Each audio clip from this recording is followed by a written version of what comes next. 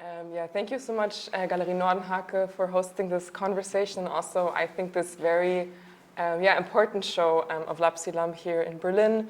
As Claudia just introduced, this is Lap-See's very first solo exhibition in Berlin, and it follows Lap-See Lam's very first institutional exhibition in Germany, which took place at Portikus, and then later traveled to the Swiss Institute, where it was on view until the 27th of August. So until very recently, we were able to see part of your work also in the US, which is really exciting.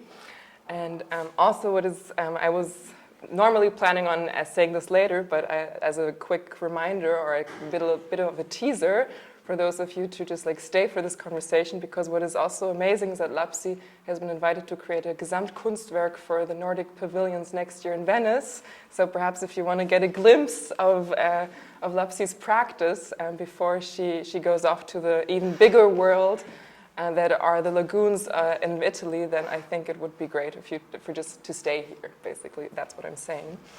And and I think we're surrounded by many artworks in this very room. But actually, the very first artwork I would like to start with is the one that you cannot see here, but it's actually the one that many of you just like entered from or came back from, which is a VR piece that you can see once you lift the curtain and go into the second gallery space. And it's called Phantom Banquet, and it's from 2019. And it's a very seminal work for Lap-See's practice, because it's really there where lots of, I would say like key moments started, and which really developed like a narrative of which this entire exhibition is a part of. And as was introduced, it's called Tales of the Altersea's Prologue. And the title is kind of a hint that Lap-See really works within like chapters. So one exhibition leads to another, one work feeds into the next. And I think what would be great if we could just perhaps quickly start with Phantom Banquet, because if you enter this space, I'm just going to describe it for those who might be also looking at this video in future time, is that basically you lift the curtain and then you're greeted by a dining table and a few chairs. But instead of being served food, you are being handed a VR goggle and asked to put it on. And then quickly you notice why you're actually there in this setting of a dining table, because you get really like transported into a restaurant. And in fact, restaurants are really important to your practice. So perhaps you could elaborate a bit on Phantom Banquet, how the piece came into being, and what is the restaurant that we're seeing there? Sure, thank you so much for the introduction into this exhibition and the work. And just to like complicate it even more, like Phantom Banquet is also like almost like an epilogue to another work and a prologue to another work. And I guess I mean chapter is a way to describe the way that I work with different like narrations and characters that kind of continue to live on through my works, but they're also like iterations that, I mean, I see it almost like my work as a universe and this sort of world-building practice that expands in all directions and in different materials, and it doesn't really have like a beginning and an end. So therefore, like chapter is a bit, in one way, it's a chapter, but it's a chapter that expands. So Phantom Banquet is the second iteration or the second story that follows a work called Mother's Tongue. And then from that, we have Dreamer's Key and then Tales of the Altersea. And all of them are sort of this like magic realist potentials of Chinese restaurants that from the beginning have been either 3D scanned or documented in different ways, and it's a material that I've been coming back to. And just to like go back to maybe its beginning is in 2014 I 3D scanned or was about to 3D scan a restaurant that my grandmother opened in Stockholm after her emigration from Hong Kong to the UK to Stockholm. And this was a place that my parents were about to sell. So I felt like this very personal need to preserve the space somehow. But for different reasons, I couldn't do that. And then I started to look into other similar places. And that really started like a project that grew, and a project that continued, until now.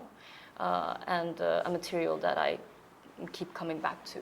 Yeah. So you also have to imagine. So basically, you enter a restaurant, and of course, we're just dropping the word Chinese restaurant, as if everybody knows what this is. But I think what is interesting is that so often restaurants, be they Chinese, be they Syrian, be they Turkish, in many countries where you experience this cuisine that is not native to the country in which you eat it, it's actually often, I would even dare to say always, speaks of stories of migration. So so often if you're not able to enter through a language that could be a barrier to a society, the one, or to get a job whatsoever, the one thing you can do is you can cook the food from the place that you come from. So I think it's something that's not only very, very specific to that context, but also I feel also having shown your work in Germany, and also seeing how people react to it here, it really speaks to larger conversations about how restaurants serve as a way of also preserving memory in some way or the other. And this desire for you to 3D scan this restaurant, so it's like an architectural tool that you use to 3D scan them. And what happens in these 3D scans is that as you can imagine, tech, basically tech often fails us, and so there are glitches. So what you see are actually all the imperfections that happen in the process of 3D scanning this restaurant. So you see things do not look perfect, they do not look shiny or glossy, but it is actually it's all a bit fragmented.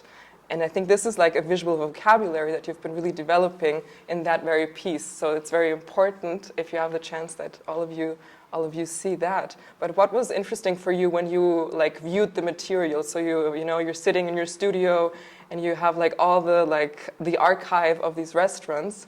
What did you I guess this is also when you noticed wow, actually what I'm having here is a material, it's not perfect. So how do I go from here? Yeah, I think it's it was for me, and this is also a method that I've been going back to, the expectations I had towards this material. So this was in 2014, and 3D scanning was by then something quite new.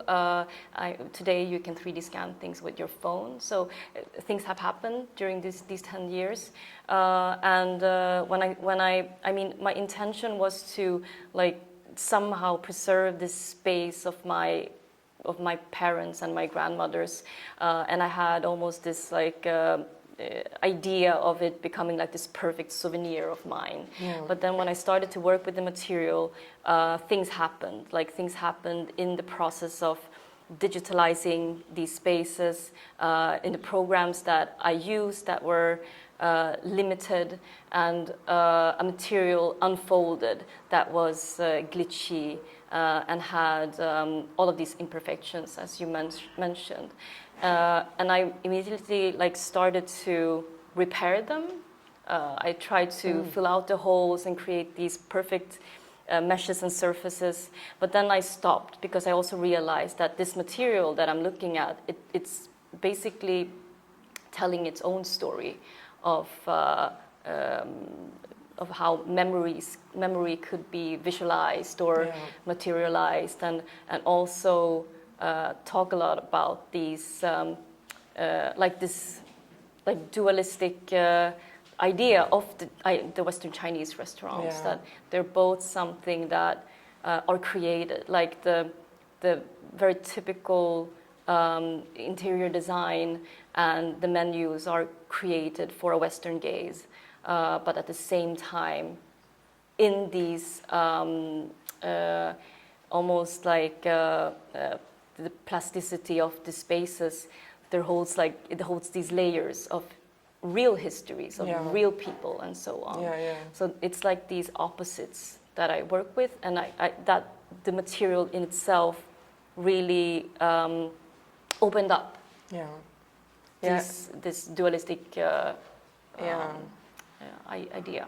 Yeah, and I think like this dualism that you speak about, it's basically like just it's like how, like if you think of like a Chinese restaurant, you might think of like a lotus flower, a dragon, like you would think about like all these kind of like visual codes, and of course like they hold a very specific meaning in like Chinese mythology, but like once they're like presented outside of China, like of course like it also like edges towards like tackiness or kitsch and whatsoever, because they, as you were saying, they're like catered to like this Western gaze. So basically what you're doing in your work is kind of like also a way of like reclaiming what these images and what these symbols like mean for the culture, I guess. Yeah. And something I would like to discuss with you is a very specific restaurant. I mean, there are many that you've seen in your artistic career that you've taken material from, but the one restaurant I would like to speak about is called Sea Palace, because it is very important for the works that you see that we're surrounded by. And it's a restaurant that you also 3D scanned, and it's also a restaurant which has its own migration history. Right. Yeah. Yeah. So Sea Palace, or the full name is Floating Restaurant Sea Palace, which in itself tells so much about this space. And this was a restaurant ship in the form of a gigantic dragon that sailed from Shanghai to Gothenburg, the west coast of Sweden, in the 1990s. And it was run by an entrepreneur, a Chinese entrepreneur called Yuan Wong. But it traveled and then it failed as a business. So he decided to bring it from Gothenburg to different port cities in Europe. He brought it to Copenhagen, to Kiel in Germany, to Amsterdam, to Stockholm, and nowhere, it didn't work anywhere basically. And then it brought it back to Gothenburg a couple of years later, to this place that people call the Key of Dreams, where it basically just was left and started to decay. But in recent years, this ship has been refurbished and used by an amusement park as a ghost ship. So they're using, each Halloween, they're bringing it to this amusement park in Stockholm, and they are using also the decay and the whole interior of this restaurant as a backdrop for this horror story that is unfolding while you walk through it, basically. And I saw the ship the first time when I was a student at the school I was attending, and I saw it from the 3D lab to the opposite side of this island, because the school is on an island and the amusement park is on another island. And it was standing there, this ship, but without its head and tail. So this sparked my curiosity about it. I mean, here, I like and already then I was working with the other material of Chinese restaurants on land, but here was a Chinese restaurant, a floating one, and it also had this layer of ghostliness and spectrality to it. What also was interesting was when I started to research about this this specific ship, was that the owner had decided to remove the head and tail from it. Also because of a misunderstanding between the amusement park and the owner, where the amusement park had created this Orientalist narrative around the dragon, the ship, but also made it into a sinister dragon in their narratives. And this clashed with, of course, like the Chinese views of the dragon as a protector of the water and also as a good force. Yeah. So this was so interesting for me, that dragon, or long, which is like the word for it in Cantonese, that it lost its symbol and where the iconography of the dragon was changed when it traveled from Shanghai to Europe. Yeah. And this also relates to the idea of generational loss which is both in my actual material with the glitches and the holes, but also this idea of language changing or meanings changing or information that is lost through different movements, basically. Yeah, perhaps just as a brief explanation, because the term generation loss is a term I learned from Lap-See. So just to explain, generation loss is basically, it's a term that you use if you basically try to like transfer one file, whatever it may be, from one media to the next generation. So let's say you want like a file that is like on a CD, and then all of a sudden it should be like MP3. And basically what happens, like something gets lost in the transition of. So this is like what the term means. And what you were just saying is that it's not only like, we're interested in this term not only in terms of like what happens through transferring like different medias into various basically using this material that we were just discussing, the 3D scans, and producing various works out of it, be there like video or sculpture, what happens in that transition, but also what happens with the transition if you take generational loss, actually is a very literal term. That means like what is being passed on from one generation to the next, from one culture to the other, and what happens when actually things, you cannot like or you cannot assume that things are just like perfectly translated. Right. Yeah, and I think this is exactly what you were saying also, like with the Western gaze, that like basically the symbol, the iconography that you're usually used to, then of course like it just doesn't really translate well enough into that context, and something gets lost in between. And what basically this ship, this floating restaurant is so important because what derived out of your investigations into the history is also like the show that worked together with Liberty, who's not here right now, but the three of us did it, is the show called Tales of the Altersea. And this was a multi-channel video installation. So it was try to like picture a room that like basically you enter it and like the projection is on all walls and on the floor. It was a very like I don't like the term so much, but it's actually true. It was immersive.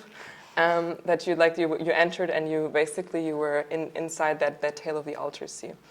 And so in that video work, it's basically it tells a story of that ship that is sunken. And the reason why this is important to think about water is that Portikus is located on an island. So I'm mentioning this because I think it speaks also to how you adopt like the different spaces in which you exhibit. And I think this is also something you did so nicely in the gallery space here of Nordenhake, is also to think about how can you transform a space not only to show works, but also how are they presented in the context in which you're showing. And so in this video work, you actually like reflected upon this and were like, these are like two things, they belong together as if they were like made. But when you entered Portikus, as we're located on a bridge, you have to approach this bridge. And the first thing that you actually saw was the gate that you cannot see if you're watching this video, but you can see if you're standing in this room with us, and that's the portal. And the visual language of this portal goes back to the glitches we were speaking about. So like all the visual language you can see here, like it really goes back to the idea of like imperfections. So what happens if you 3D scan something, a body moves, or you can't really like see it perfectly, but you see like glitches, imperfections. So this is like where all the pieces that you see in this room derived from in a way. And so the portal, these are like two dragons that are chasing a flaming pearl. And perhaps you can speak more about the idea of like the portal that we worked on and Yeah, right. So the portal is also, the imagery is also part of the ship. So it's basically the sign that you see on the top of the ship. And the symbol of the pearl is a sort of the symbol of wisdom. So these two dragons are playing with that or searching for it. And in the shadow play, in that narration of Tales of the Altersea, we meet these two protagonists, two twin girls named Julie and Dahlia, and they are approaching the ship, and in this underwater world they meet different characters from the Cantonese mythology, but they also separate at one point, and they end up in this space or in this this dimension that I call the hunger. And the hunger is sort of an embodiment of generational loss, like how history is swallowed by this place. And the whole idea is also to create like potential or like this idea of like a resurrection of the dragon symbol. So the two girls are, when they are reunited, they have also grown a head and a tail, and then they resurrect and reunite, but as a new sort of dragon. Yeah, and this like sort of dragon, so if you like see these two dragons that you can like, I think, recognize a little bit, these two girls that we just spoke about, Dahlia and Julie, are actually also in this exhibition space. So one of them is the neon sculpture that you see when you enter the gallery. This is Dahlia. And so basically, like at first, I guess you enter and you're like, what is this like green and eerie light? And it's like very perhaps like abstract at first, but it's like Dahlia and there's a scene in Tales of the Altersea, this video piece that we're speaking about, where like she and Julie are like separate from each other and they swim towards each other. And here in the exhibition space, something really similar happens. So they're separated. Dahlia is like hanging above the ceiling, and Julie is the sculpture on that wall. It's a kinetic sculpture and also a new one that you worked on. And there you can also see something Lap-See just mentioned. So you see how Julie is growing the dragon head in that very moment. And it's interesting because when I saw the exhibition with you yesterday, we spoke a lot about how like there are like different threads in your work in terms of visual language. So we just mentioned a lot the glitches, imperfections, all these things that are a bit more abstract. And I would say another part of this abstraction are also the scales. So all these like brass, the gold brass that you see that we're surrounded by, these gold brass neon works, they're all dragon scales. And I'm actually also wearing one as a necklace today, which you can look at later.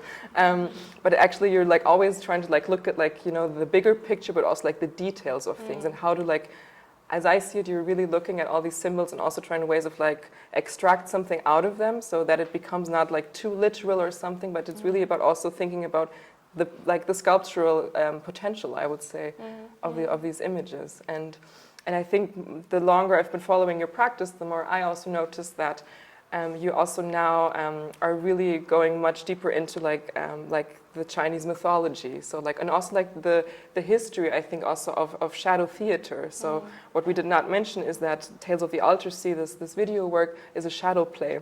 And I just noticed that if two people speak with each other who are so used to just speaking about something, they just take things for granted. Right. So apologies for this.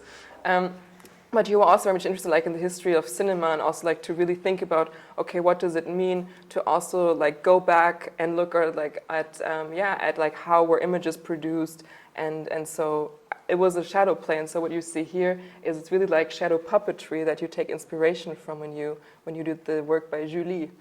And I think there's something really beautiful how you would try to like blend these like new technologies. I mean, I sound like a grandmother saying this, the new technologies of like VR and 3D scanning, but also like really also going back to like kinetic sculpture, which of course have their own meaning and importance in art history, as well as shadow puppetry, which of course is very important not only for Chinese culture, but also for the history, I think, of cinema as well. And perhaps you want to just say briefly, I know we're running a bit out of time, but something briefly about your interest and also going back to these to these stories. And also something that, like for me, it's always very intuitively, like my process is never predefined of what I want to research. So I thought it was funny to just mention that the shadow play idea came from a coincidence.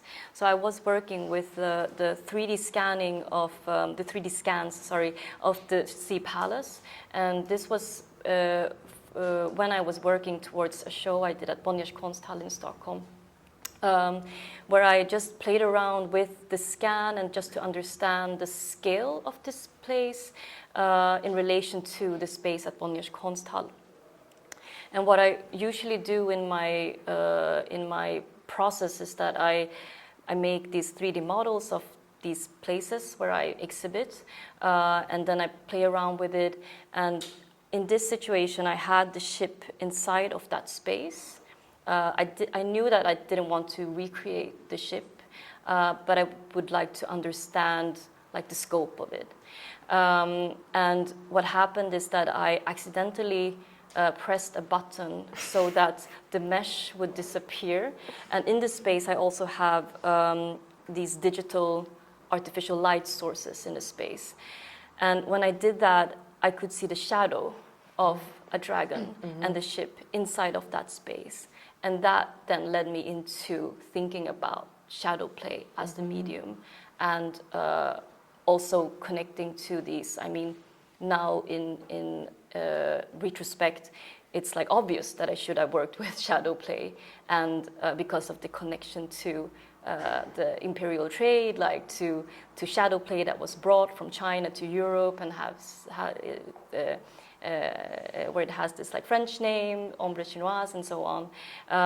But then it wasn't. So for me, it's like so important to work with the material and not predefine it, and to let the material in itself